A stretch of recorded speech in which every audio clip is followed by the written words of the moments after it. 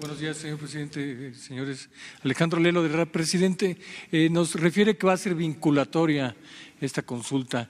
Entonces, ahí preguntarle, ¿cuál sería el fundamento legal, lo que llaman los abogados fundamentación y motivación? ¿En qué ley concretamente y artículos se fundamenta esta consulta para que verdaderamente pueda tener ese carácter vinculatorio? Esa sería la pregunta muy concreta. ¿En qué ley y artículos se fundamenta la consulta? Gracias, presidente. Básicamente, en lo que se sostiene en la convocatoria. ¿Por qué no lo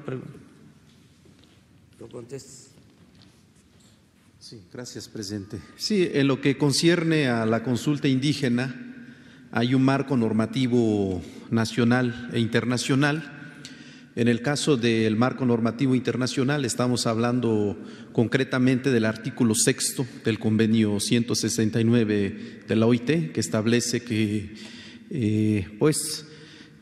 al tomarse alguna medida administrativa o legislativa relacionada con pueblos y comunidades indígenas, deberá realizarse un proceso de consulta libre, previa e informada. Y en el caso de nuestro país, el artículo 2º de la Constitución Federal establece el derecho de libre determinación y de participación de nuestros pueblos y de nuestras comunidades. ¿En qué ley secundaria? En México no tenemos una legislación secundaria sobre el tema de la consulta indígena, es algo que estamos trabajando. Hoy, ante la ausencia de este marco normativo, lo que hemos hecho es un protocolo de consulta. Este protocolo lo podrán consultar en unos momentos más en la página del Gobierno de México, y ahí podrán ustedes, sin duda alguna, tener toda la información en la materia. La segunda pregunta, muy breve sobre el tema. Una más, porque ya nos vamos. Nos vamos a ver el lunes. Ya más para redondear, presidente, la consulta la va a organizar el gobierno, es decir, en este caso va a ser juez y parte. ¿No generará suspicacia esta consulta? ¿Y por qué no se espera a que entre en vigor la ley y la reforma constitucional del 35? O quizá la pregunta sería, ¿qué va a ocurrir si cuando entra en vigor esa ley la gente convoca a una consulta que creo que tendría que ser nacional, porque entiendo que el proyecto es de trascendencia nacional y el artículo 35 reformado señala que en caso de que los proyectos sean de interés o de trascendencia nacional tiene que ser una consulta nacional? ¿Qué va a pasar? ¿Podría esa propuesta, esa solicitud de la gente de una consulta, podría frenar la obra temporalmente si es que se convoca esta consulta? Gracias, presidente. No, ni siquiera en lo legal, porque la nueva ley no tiene efectos retroactivos. O sea, es un principio, ¿no?, de derecho. Pero el fundamento es completamente democrático y dos cosas, ¿no? Primero, que nosotros no somos tramposos, no somos como los que estaban antes, esos que se robaban elecciones y que compraban votos y que falsificaban actas y que imponían presidentes de la República y gobernadores y presidentes municipales. O eso ya se olvidó, porque eso sí calienta, O sea, nosotros somos demócratas, nunca hemos hecho un fraude, jamás. Tenemos autoridad moral, por eso no han podido con nosotros. Imagínense si alguien en la oposición justifica un fraude electoral, si alguien sube a la tribuna a decir que hay que quemar las boletas, si alguien dice haya sido como haya sido, ¿Con qué autoridad moral? Ahora se habla de democracia, pues nos pasaría igual a nosotros. Entonces, eso por un lado. No somos mapaches electorales. Segundo, ¿quién va a cuidar? Todo el pueblo. Ustedes.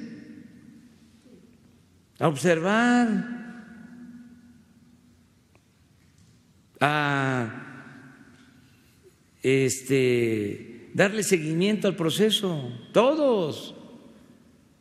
Eso es mejor que esos aparatos que se hacen de la vista gorda, siempre, o que se hacían de la vista gorda. Entonces, libre, no tenemos nada que ocultar y va a ser la gente la que va a decidir. Presidente, cuando refiere que la ley no se puede aplicar en forma retroactiva, eso solo es en perjuicio del ciudadano, pero en beneficio del ciudadano sí se podría aplicar. Pero de manera también no hay ningún retroactiva. problema, porque esto no es un asunto leguleyo, es un asunto de principios.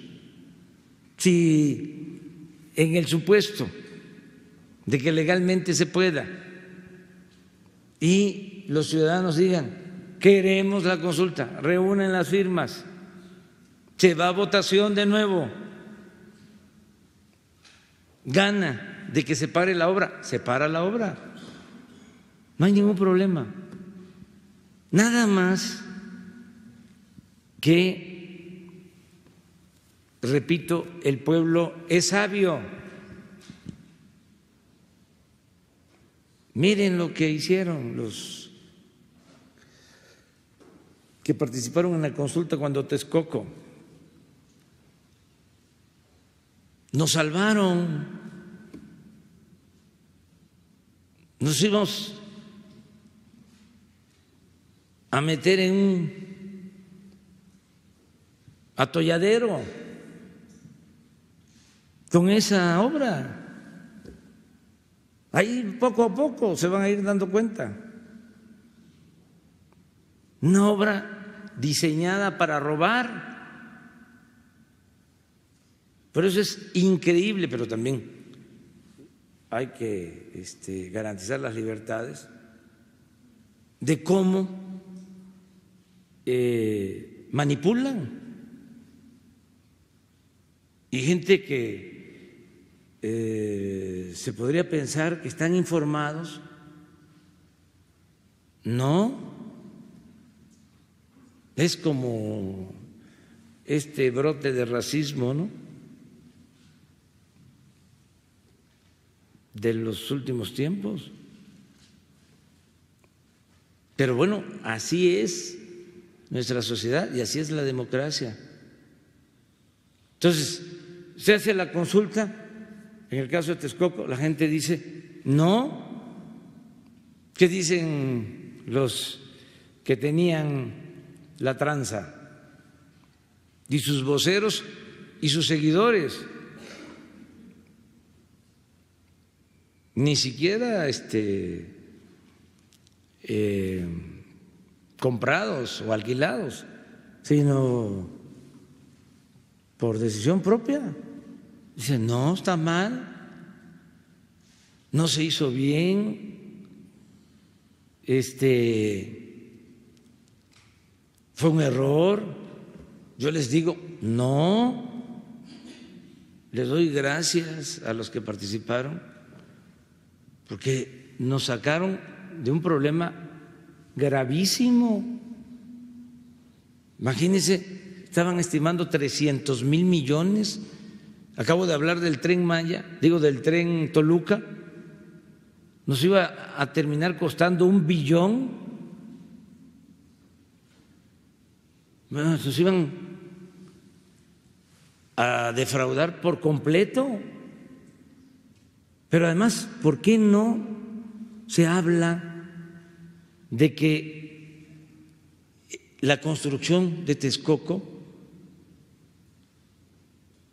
tenía como propósito cerrar el aeropuerto actual y el aeropuerto de Santa Lucía, y en el caso del aeropuerto actual lo querían fraccionar y convertir en un Santa Fe,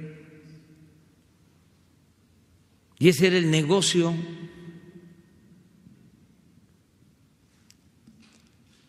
Aparte de otras cosas. Entonces, sí nos importa la consulta.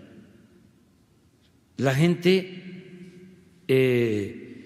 está muy despierta, muy avispada.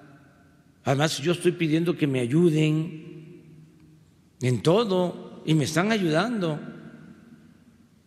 El pueblo me está ayudando y les agradezco este acompañamiento y la asesoría, y desde luego va a haber quienes no estén de acuerdo, pero eso es normal, es legítimo, y vamos nosotros a seguir respetando la libertad de todos de manifestarnos siempre y defendiendo nuestros puntos de vista, desde luego con argumentos, sin imposiciones. Esto es un acto democrático. Cuando pusieron en el Istmo las torres eólicas o las que han puesto, nunca consultan, o lo hicieron después. ¿Y se enteraron ustedes?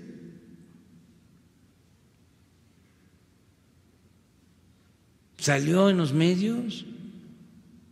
Es como lo del aeropuerto de Texcoco y Santa Lucía. Texcoco, no hubieron amparos. Santa Lucía, 140 amparos. No hubieron manifestaciones de ambientalistas, aun cuando se estaba destruyendo el lago Nabor Carrillo y afectando a las aves. Y no solo eso, afectándose un vaso regulador que evite inundaciones en la ciudad. No se dijo nada, muy pocos lo plantearon, porque plancharon bien todo. Bueno, hasta los expertos en manejo de espacio aéreo llegaron a decir que no se podía lo de Santa Lucía, que no aplicaba, que había interferencia aérea. Yo recuerdo que cuando teníamos que decidir sobre si se hacía la consulta o no se hacía la consulta, llegó un reporte de estas asociaciones a las 3 de la mañana. Al día siguiente teníamos nosotros que informar y a las 3 de la mañana llega un reporte de esta agencia diciendo que no era posible que se hiciera en Santa Lucía el aeropuerto. Pero así de atropellado, pues, todo. Por eso es buena la democracia, es lo mejor que hay. Me tengo que ir.